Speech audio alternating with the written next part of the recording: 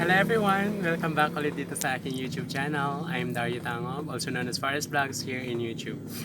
Before ako magsimula sa aking vlogs for today, I just want to say thank you to all the viewers, subscribers, no, sa kahit saan man kayo. Ang dami bumibili. Saan man kayo dito sa mundo, maraming salamat sa lahat ng inyong tiwala at suporta. Ganun din sa mga hindi nagkagusto, thank you pa din. But anyways, hindi naman ako nandito to entertain you guys, but to share ideas, informations about how to manage a sari-sari store. So, kung hindi nyo gusto yung video, that's okay. Kung hindi nyo nagustuhan yung pagkatao ko, that's still okay. Pero I think naman mas maraming natuto or mayroon kayong matutunan sa aking mga sasabihin. Okay, no? Wait lang, dami tao. So guys, no, usually in the past few weeks, ang daming mga adjustments na nangyayari. Mostly because ang daming mga items or almost all items ay nag-change ng price or nagdagdag ng presyo. So, from yung mga matatamis, mga may chocolate, may milk, may mga harina, may mantika, any products na merong related sa ganong mga raw ingredients or mga ganong ingredients ay nag-price increase talaga. Sa syntaxes tuloy. Sa mga items naman na like cigarillo and alcohol, wala pa siyang paggalaw actually ng price. Pero unti-unti guys, nagdadagdag na ako ng ordering. Kasi more likely magtataas din yung mga yon in no time. So yung mga nagtaas last week, no? So mantika ulit nagtaas. Yung mga products ni Century Tuna, yung mga dilata nagtaas din. So ano pa ba nagtaas? Yung mga Unilever items nagtaas din, no? So almost lahat ng items nagtaas ng presyo. So for S-Vlogs, tanong ko lang, kasi guys, ganito yun, no? So, hindi natin maiwasan sa ganitong business. We are keeping an inventory kasi, no? Actually, yung ibang mga negosyante, nag-hedge sila ng fund through inventory. Especially, yung mga ganito yung business. Like, you have a grocery store, you have a sari-sari store.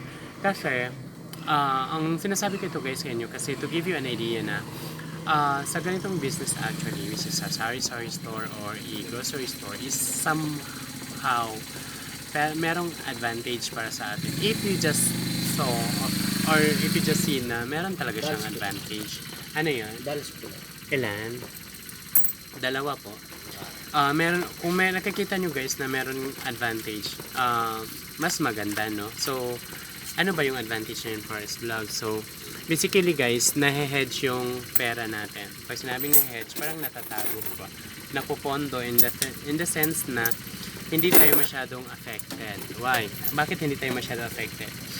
Last month, yung mga nabili natin last month, actually, may mga percentage yun na nagtaas. Imagine mo kung yung laman ng tindahan mo, for example, is 1 million last month.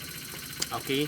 So, because of the changing price or fluctuation ng presyo, this month, malamang, okay, or in the incoming months, same inventories, same pa rin yung laman ng tindahan, for example. Pero malaki na yung value.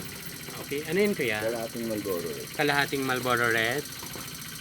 Ganun yung nangyayari sa ating negosyo, no? So hindi naman natin sinasadya yun, but 2, 3, 4, 5, 7. Ano yun? Sa pangandar sa kanya. Sa Pandanas. Yun yung nangyayari.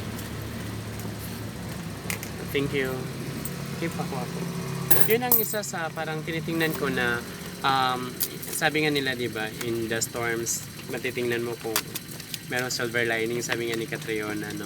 So, parang sinasabi doon is, in every problems, 1, 2, 3, 4, 5, 6, 7, lies meron pa ring opportunity, okay? So, since tayo, 1, 2, 3, 4, 5, 6, 7, 80 ko yan, mga nagninegosyo tayo, and ito nga yung napili nating negosyo, no? So, I hope na napansin nyo or nakita nyo rin na somehow, meron palang light or 80 po. Thank you. May GSM kayo, Mojito? Opo. Meron po. Magkano? Na meron pala yung advantage para sa atin. 115. May yellow kayo? Hindi kami nagtitinda ng yellow. Ayan kaya. Thank you. Sa 5 pisong. Anin po? Ang iba na naman Keso. yan Ano lang to kuya? Buko keso. 5. Paghaluin ko na. 5 lang po. Sige po isang mojito ya. Okay. Ito, sukli kuya. Thank you. Isang mojito.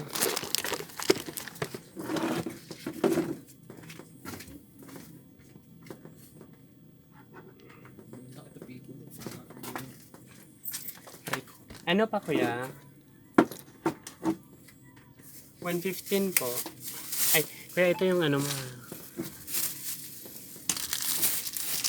Ano pa po? Saka po ano, Pahawak. ID pula. Ilan? Tatlo. Guys, ang dami. Uy, Ilang may pula? Tatlo? tatlo po. Ano pa? Ito, 133 lang. Okay na Ay po po. kayo hindi limang pirasong max. Saglit lang guys, ang daming tao. 1, 2, 3, 4, 5. 5 pesos. Plus 5. 138 lahat-lahat. Kunin mo na. Ayun, ice cream. Ito. Hindi na ice cream eh. Wala pa. Tapos dalawang green Chris Cruz ya.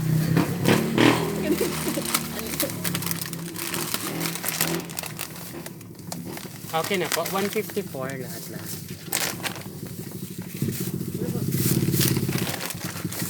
Kuya, yung wallet mo. Baka madampot yan. Ano pa? May ice cream ba kung Oo. Tsaka dalawang manguan niya. 170 lang.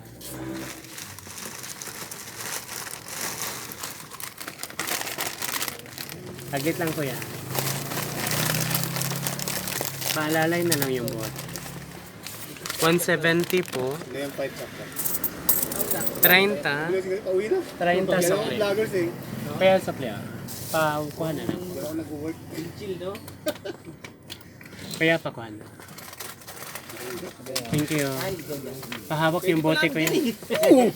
Pahawak yung bote. Kuya, hawakan mo bote. Kabaran natin mga boys.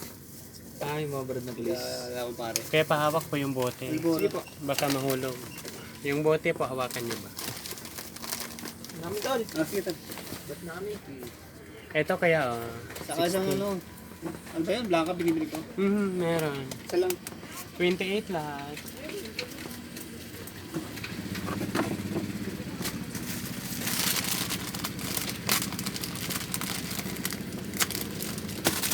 $28.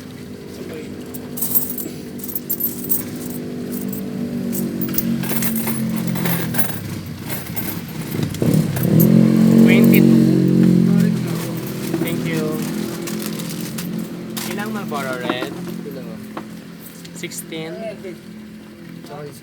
Sprite.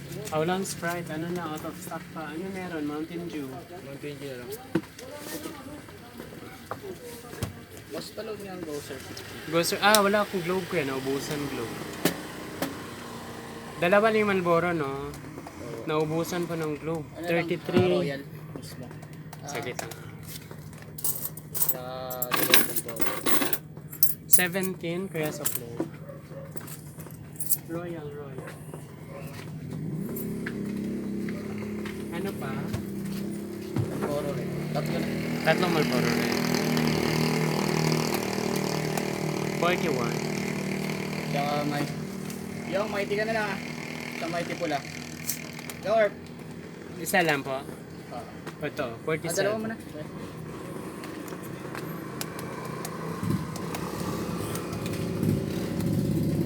Ano nga yun? Marlboro mo kaya? Tatlo. 53 lang. Tama mo na ng ano eh. Sabi ko... Wala.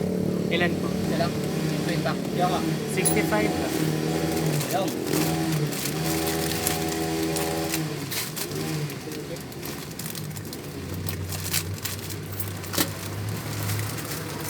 $65 lang. Nice. 35. Thank you. Marlboro Lights. Ito. Marlboro ano po? Lights. Dear. Available pa Gcash mo? Meron naman. Cash in, cash out. Hindi magkano ba? Isa-send na lang. Magkano ba sa 600 din ba? 18 pesos. Ano bang Gcash number mo? Ito, ganun pa rin. Saan yun? Pasulat, pangalan, number, magkano send sa akin. Di mamaya na. Iyan pa lang ito. Dyan pa rin sa Dario T. Itong So yun nga guys, no, ang daming tao. Wala, hindi kasi tumigil yung tao. So yun guys, no, yun ang realization ko is that kahit pa paano pala. Punta lang dito, Dira. Merong somehow na advantage yun para sa atin if you just saw the opportunity. So I hope you learned something for today guys, no. Actually time check 11 AM ngayon. Madaling araw ngayon dito and then ako yung nagbantay kasi wala si Luloy. So isang linggo na mahigit yung panggabi ako. Pinsin po kayo? Na, wala kayong pilsen. Grande? Mucho lang. Then umaga, then namidlip ako kasi nandyan yung pamangkin ko. Tapos, yun, gumigising ko na hapon para mag-duty ulit. So, medyo mahaba-haba yung oras ng duty. Then, ganitong oras, gumagawa ako naglilinis ako. Then, gumagawa ng video. So, I hope you learned something for today. No? So, medyo busy ang tindera niyo. Charot lang. Kumusta kayo guys? No, I hope na may natutunan kayo and thank you so much for watching.